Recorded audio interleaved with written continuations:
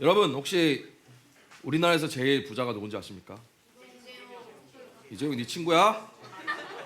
이재용 회장님이시죠? 자, 여러분 삼성전자 이재용 회장이 재산이 얼마 정도 되는지 아십니까? 1억이요?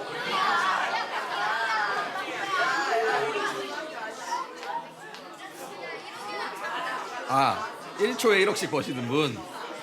자, 여러분 조용히 해보세요. 자, 209억 달러 한 30조 된대요. 30조. 와우. 30조 가늠이 안 오죠. 여러분 이재용 회장님이 209억 달러 재산이 대략, 물론 그거보다 더 많겠죠. 근데 이제 우리가 가늠할 수 있는 걸로 209억 달러예요. 그럼 세계 최고 부자가 누군지 아십니까? 일론 머스크 형님은 얼마 정도 재산을 가지고 있을까요? 이재용 회장님이 209억 달러예요.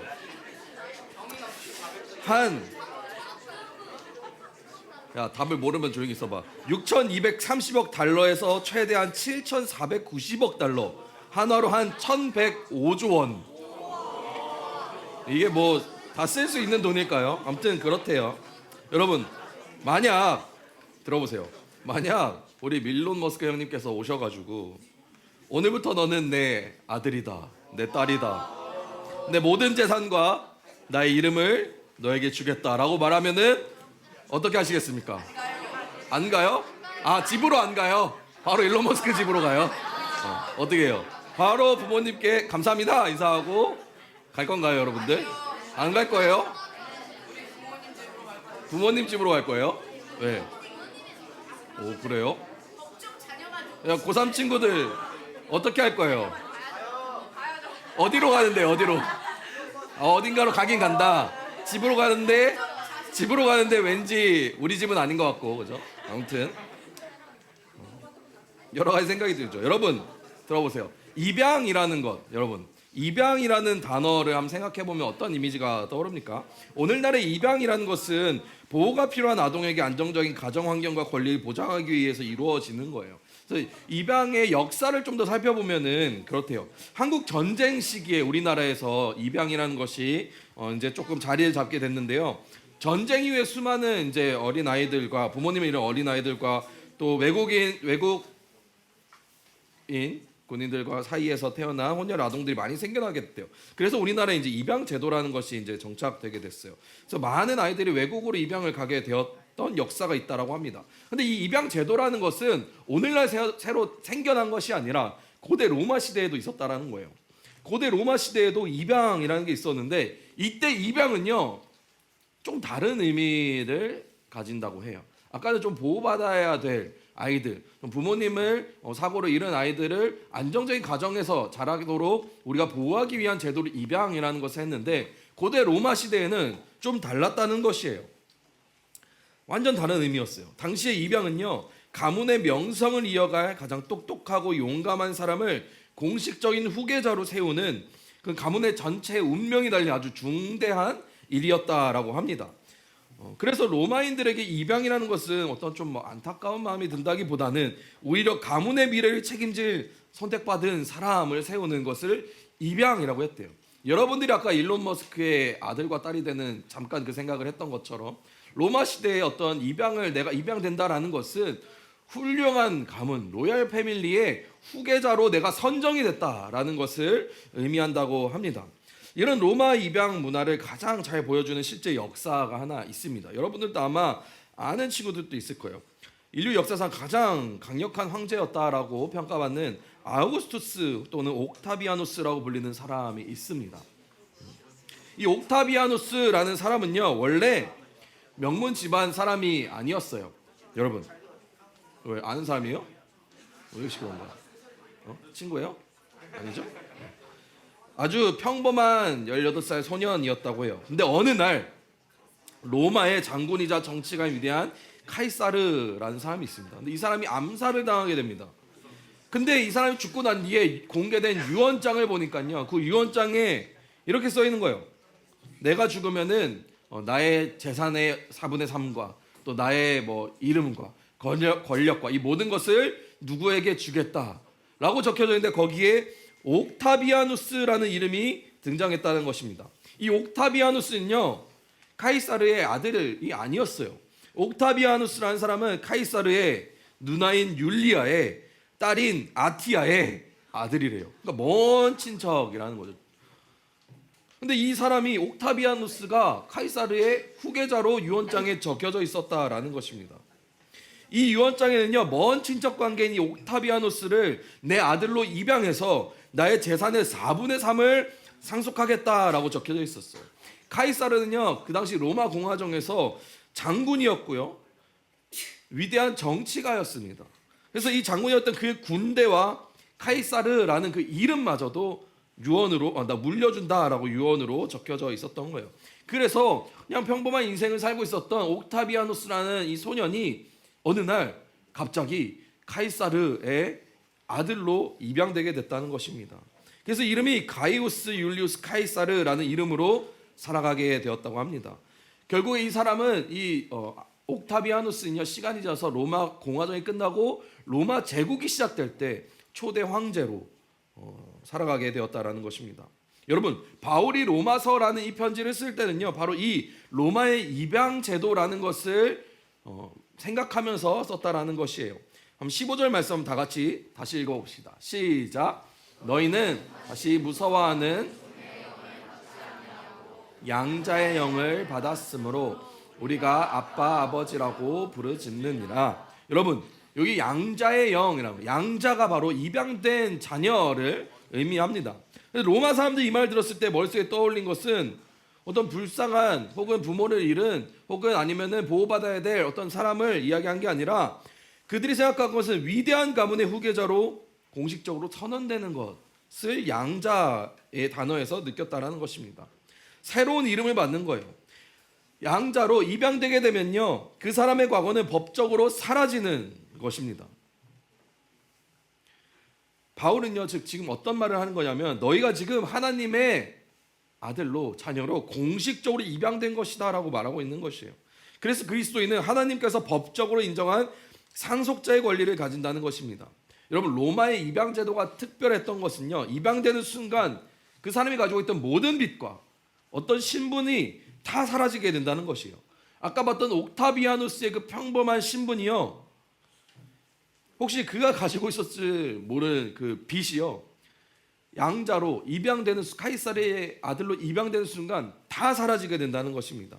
그리고 이제 그는 새로운 아버지의 이름을 따르면서 새로운 가문의 부와 권력을 누릴 정당한 권리를 얻게 된다는 것이에요. 여러분, 그리고 로마 시대에는요, 엄격한 질서가 존재했습니다. 그래서 나보다 서열이 낮거나 혹은 종인 사람은요, 자신의 주인에게 아버지라고 편하게 부르지 못했다는 거예요. 당연하게 생각할 수 있겠죠. 근데 입양된 아들은요, 실제로 나를 낳아준 아버지가 아니더라도 아버지라고 부를 수 있는 권리가 생겼다라는 거예요. 자녀가 부모님에게 아버지라고 말하는 것이 엄청난 권리였다라는 것입니다. 이것이 바울이 말하는 복음이었습니다. 우리의 죄와 실수, 과거들이 하나님께 속한 자녀가 되는 순간 더 이상 우리에게 존재하지 않는다는 거예요. 그래서 바울이 이렇게 말하는 거예요. 다시 무서워하는 종의 영을 받지 아니하고라고 오늘 말씀에서 말하는 겁니다. 여러분, 우리는 더 이상 어떤 주인의 채찍이 무서워가지고 회초리가 무서워서 벌벌 떠는 종이 아니라는 거예요. 여러분, 종은요, 한번 생각해 보시죠. 우리 요즘 시대에는 없지만 옛날 우리가 사극이나 혹은 영화를 보면 종과 주인의 관계를 우리가 흔히 머리에 떠올릴 수 있잖아요. 여러분, 종은요, 주인의 눈치를 보는 사람이에요. 종은요, 언제 주인이 자기를 혼낼지 몰라서 무서워하는 사람이에요. 그 종은요, 언제 그 집에서 쫓겨날지 몰라서 두려워하는 사람입니다. 그래서 우리가 이 종의 정체성을 가지고 있다면 우리의 기도는 주인인 하나님께 벌 받지 않으려고 하는 기도가 됩니다. 우리가 종의 정체성을 가지고 있다면 우리가 이 시간 예배 드리는 것은요, 예배에 빠지면 하나님께 혼나니까 우리가 예배의 자리에 앉아있는 그런 예배가 된다는 거예요. 혹시 우리의 신앙이 그렇지는 않습니까? 이런 종의 정체성을 가지고 살아서는 안 된다는 것이에요. 그래서 바울은요, 로마서 말씀을 통해서 분명하게 말합니다. 종의 영을 받지 말고 양자의 영을 받아라. 양자의 영을 받은 사람, 하나님의 자녀로 하나의 자녀로 입양된 사람은 더 이상 종에 속한 자녀가 아니라 하나님께 속한 자녀라는 거예요.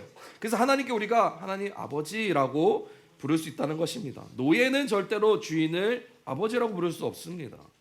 입양된 아들만, 입양된 자녀만 그렇게 부를 수 있다는 것이에요. 우리가 하나님께 아버지라고 부르는 것은 우리의 신분이 바뀌었다는 것을 의미합니다. 근데 여러분, 어떤 사람은요 이렇게 생각할 수 있어요. 저는 하나님의 자녀로 좀 느껴지지 않는데요. 제가 하나님의 자녀 될 자격이 있을까요? 그런 조건이 될까요? 그런 질문을 할 수 있습니다. 그래서 하나님께서는 우리에게 성령님을 보내셨다고 해요. 16절 말씀 한번 같이 읽어볼까요? 읽겠습니다. 시작. 성령이 친히 우리의 영과 더불어 우리가 하나님의 자녀인 것을 증언하시나니. 하나님께서는요 우리의 여러분의 모습, 여러분의 어떤 실력, 여러분들의 어떤 태도 이런 걸 보고 여러분들 하나님의 자녀로 삼으신 게 아니에요. 여러분들의 얼굴을 보고 하나님께서 나의 자녀로 삼아도 될 것 같은데 라고 절대 생각할 수가 없다라는 거죠. 그렇지만 하나님께서는요 우리가 하나님의 자녀라고 우리를 불러주신 것은 우리의 어떤 모습 혹은 과거에 여러분들이 찬양을 얼마나 잘했든, 과거에 기도를 얼마나 잘했든, 성경에 대한 지식이 얼마나 많든 그런 것들과 상관없이 하나님께서는 그냥 우리를 자녀로 삼아주셨다는 거예요. 근데 그것을 증명하는 것이 바로 성령님이라는 것이에요. 우리가 하나님의 자녀가 될 수 있는 것은 성령님께서 지호는 하나님이 사랑하시는 자녀이다라고 보증해 주시기 때문에 하나님의 자녀가 될 수 있다라고 바울은 말하는 것입니다. 그래서 우리는 이미 하나님의 자녀로 이미 삼아진 거예요.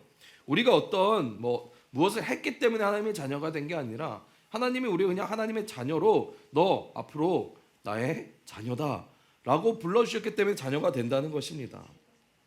여러분, 아까 옥타비아노스가 카이사르의 양자가 되어서 재산을 상속받았다고 했습니다. 4분의 3, 전 재산의 4분의 3에 되는 재산을 상속받았다고 합니다. 여러분, 자녀가 된다는 것은요 상속자가 된다는 것과 동일한 의미를 가집니다. 일론 머스크의 상속자가 되면은 아까 얼마요? 1100조? 여러분, 근데요 성경은요 우리가 그냥 상속자가 아니라 그리스도와 함께한 공동 상속자라고 말합니다. 이 말은 예수님이 받으실 영광을 함께 받는 사람이라는 걸 말하는데요. 근데 여기 한 가지 조건이 있습니다. 여러분, 상속이라는 것은 언제나 많은 돈을 받는 것을 의미하지 않습니다. 때로는 상속을 받게 되면 마이너스 돈을 받을 때가 있어요. 빚도 상속받을 수 있다는 거예요.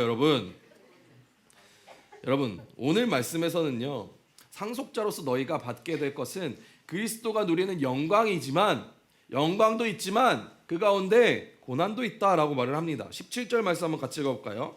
시작.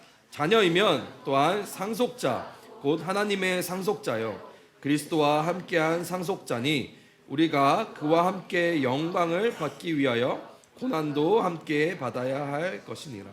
여러분, 자녀가 되어 상속자가 되는 것은 좋지만 좋은 것만 가져갈 수는 없다라는 거예요. 하나님의 자녀가 되었다고 해서 우리 인생이 그냥 편안하게 다 풀린다는 것은 아닙니다. 오히려 예수님과 같은 길을 걷게 된다고 말해요. 그래서 세상을 살아갈 때 다른 사람들과 다른 선택을 해야 될 때가 있는 것이죠. 그냥 우리 양심 다 팽개쳐 놓고 하나님이 하라는 거 그냥 신경 쓰지 않고 내 이익만을 위해서 선택할 수 있다는 거예요. 다른 사람 눈에서 눈물이 나든 다른 사람의 피해를 보든 그것과 다 상관없이 나만 잘 살기 위해서 노력할 수 있죠.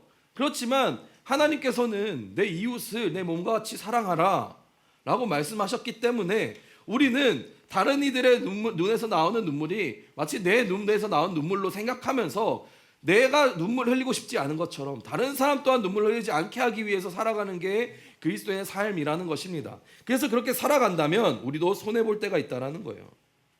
믿음 때문에 때로는 나만 세상에서 뭔가 혼자 살아가는 느낌이 들 때도 있다는 것입니다. 그러나 우리가 하나님의 자녀로 예수 그리스도와 함께 고난을 받기 때문에 이런 상황을 겪는다는 것입니다. 그러면 우리는 이 상황에서 도망가야 될까요? 그렇지 않습니다. 여러분, 종은요 문제가 생기면 혹은 나 이번에 실수해가지고 주인한테 맞아 죽을 수도 있겠다, 그래서 야밤에 도주해야겠다 생각할 수 있습니다. 근데 자녀는요 그렇지 않아요. 하나님의 자녀는, 아버지의 자녀는 내가 실수를 하더라도 야반 도주를 하는 것이 아니라 하나님의 품으로 들어간다는 것입니다. 그게 바로 우리가 하나님의 자녀라는 증거입니다. 예수님과 함께 고난을 겪을 때, 고난의 길을 걸을 때 그 고난 속에서도 하나님을 아버지라고 부르시면서 우리는 어떤 상황에서도 도망치는 것이 아니라 하나님의 품으로 달려간다는 것입니다. 그럴 수 있는 권리가 있다는 것입니다. 여러분, 로마서 8장의 말씀은요, 우리가 하나님의 양자가 되었다라고 말합니다. 하나님께서 수많은 사람들 중에서 여러분 한 명을 콕 집어서 너는 나의 나라를 이어받을 소중한 자녀다라고 말씀하시는 거예요. 그래서 너희가 이전에 지었던 죄 내가 다 지워줄게. 그리고 너가 하나님 나라의 그 영광을 받을 상속자가 될 수 있도록 내 자녀로 삼아줄게 라고 말씀하신다는 겁니다. 그래서 여러분 더 이상 하나님의 자녀라면 더 이상 여러분 이전의 죄를 생각하지 마시고, 여러분의 낮은 자존감을 생각하지 마시고, 남들과 비교하지 마시고, 하나님을 아버지라고 부를 수 있는 그 자격을 얻은 사람으로서 여러분 하나님의 아들의 정체성을 가지고 살아가시기 바랍니다. 그리고 그 자녀답게 세상에서 담대하게 하나님과 동행하는 그 삶을 여러분 살아가셨으면 좋겠습니다. 우리가 개학 준비 수련할 때 나눴던 그 말씀처럼 하나님께 속한 자로서, 하나님의 자녀로서 이 세상 살아가는 여러분 되시기를 축복합니다. 함께 말씀 기억하며 찬양하시겠습니다.